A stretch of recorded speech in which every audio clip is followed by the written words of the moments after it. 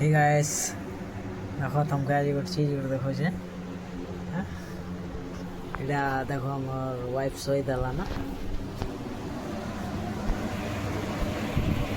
हमर वाइफ सोई देला ना ता देह ठीक नहीं ना इटा मोर छुआ से सोई देला ना इटा अच्छा मी चेता आछता टाइम के देड़ा है जस मोर वाइफ रो देह ठीक नहीं ना खाना बना टाइम देखो 10:16 10:16 में खाना बना भातटा ही गला ना साग भी देखो तुमके देखो भाई मैं कलाहांडिया पिला कलाहांडिया भाषा रहे कह साग देखो तुमके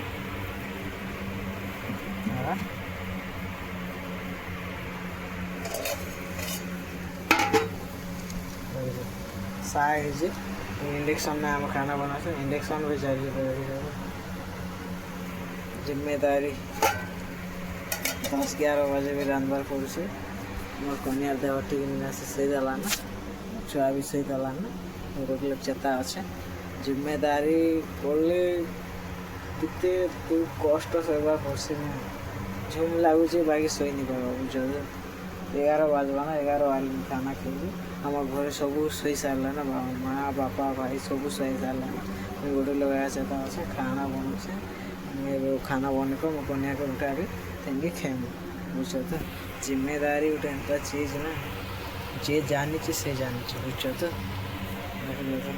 11 बजला ना खाना साग हो